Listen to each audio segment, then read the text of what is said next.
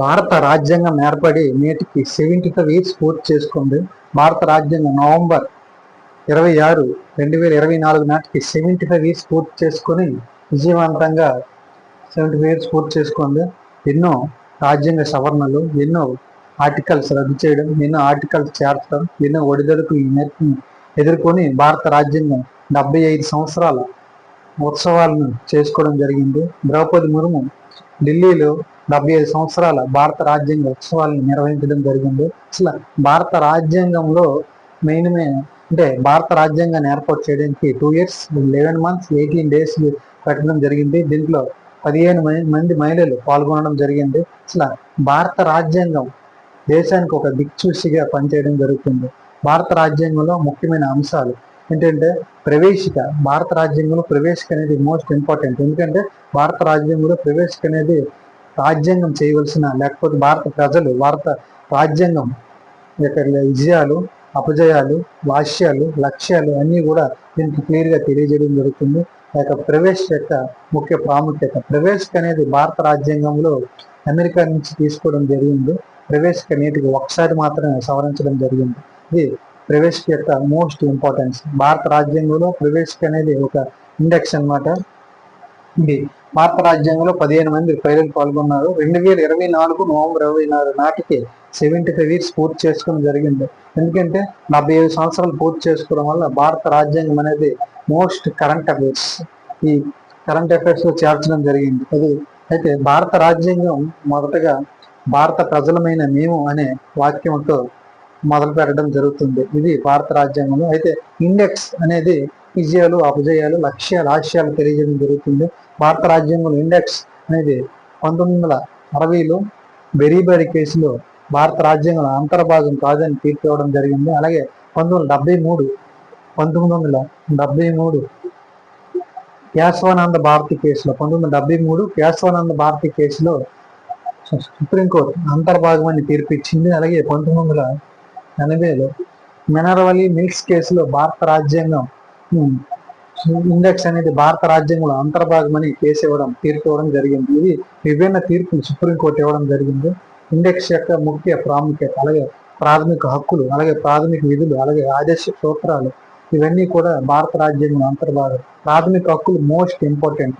ఏ పోటీ పరీక్ష రాసినా ప్రాథమిక హక్కులు అనేది మోస్ట్ ఇంపార్టెంట్. భారత రాజ్యాంగం అమలు వచ్చేటప్పుడు ప్రాథమిక హక్కులు 7 ఉండడం జరిగింది. 1978 44 రాజ్యాంగ సవరణ జనతా ప్రభుత్వం కాలంలో ఆస్తి హక్కును తొలగించడం జరిగింది. ఆస్తి హక్కును తొలగించి దాన్ని రాజ్యాంగపు హక్కుగా చేర్చడం జరిగింది. ప్రాథమిక హక్కులు 6 ఉండడం జరిగింది. మొదటి ప్రాథమిక హక్కు 14 నుంచి 18 ఆర్టికల్ నెంబర్ 14 to 18 సమానత్వ హక్కు, సమానత్వం, ఈక్వాలిటీ తెలియజేస్తుంది. ఆర్టికల్ నెంబర్ 14 to 18 ఈక్వాలిటీ తెలియజేస్తుంది. అలాగే 19 to 21 ఆర్టికల్ నెంబర్ 90 to 21 స్వతంత్ర హక్కు తెలియజేస్తుంది. స్వేచ్ఛ, స్వతంత్రాన్ని తెలియజేస్తుంది.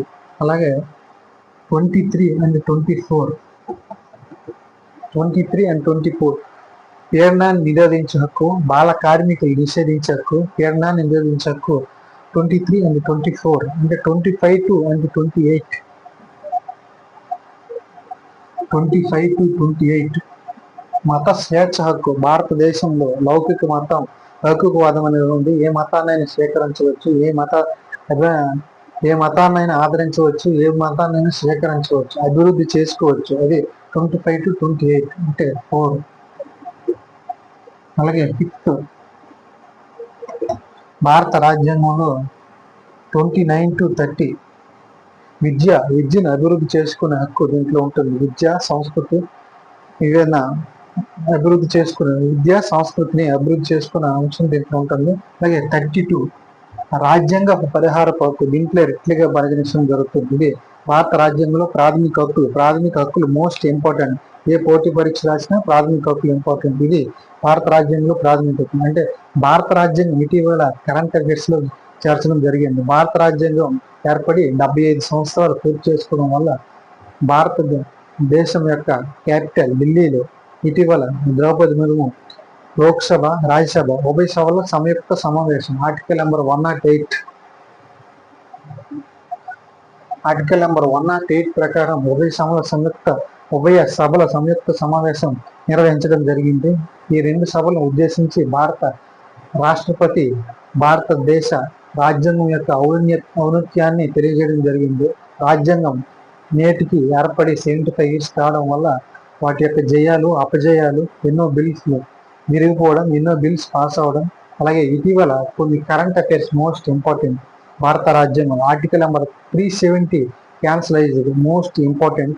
అలాగే మహిళా రిజర్వేషన్ బిల్, అలాగే EBC reservation bill, OBC reservation bill, every 10 years SC and ఎస్టీకి రిజర్వేషన్ పొడిగించడం, అది కూడా మోస్ట్ ఇంపార్టెంట్.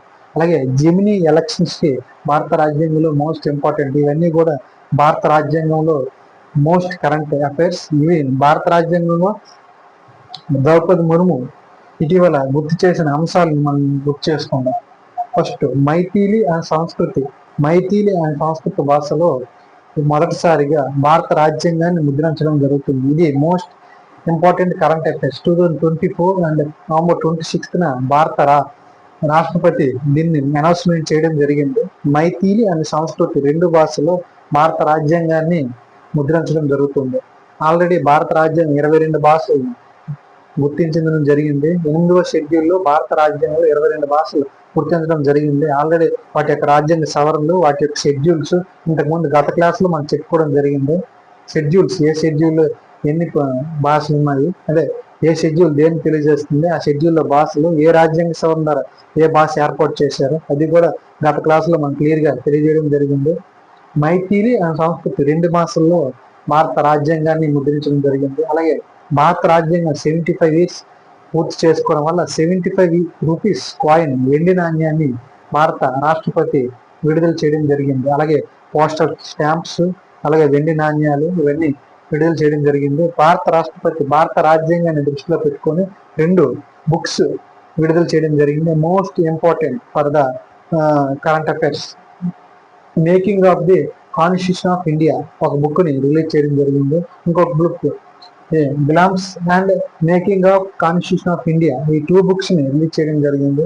ఈ బుక్స్ అనేది భారత రాష్ట్రపతి 2024 November 26న న్యూఢిల్లీలో భారత రాజ్యాంగ దినోత్సవాన్ని నిర్వహించుకొని 2 విడుదల చేయడం జరిగింది. ఇది మోస్ట్ కరెంట్ అఫైర్స్. భారత రాజ్యాంగంలో ముఖ్యమైన అంశాలు, ఇటీవల చేర్చిన ఆర్టికల్స్, ఇటీవల చేర్చిన అంశాలు, రాజ్యాంగ సవరణలు, అలాగే ఎస్సీ ఎస్టీ యొక్క 10 years రిజర్వేషన్స్ పొడిగింపు, అలాగే వివిధ అంశాలను చేర్చడం, అలాగే వివిధ కేసులు కొత్తగా ఏర్పాటు చేయడం, వాటి యొక్క తీర్పులు, అలాగే భారత రాజ్యాంగంలో కొన్ని సంస్థలు, రాజ్యాంగ సంస్థలు, రాజ్యాంగేత సంస్థలు, చట్ట సంస్థలు, వాటి యొక్క ఉన్నత అధికారులు, వాటి యొక్క చైర్మన్స్, ఇవన్నీ కూడా మోస్ట్ ఇంపార్టెంట్.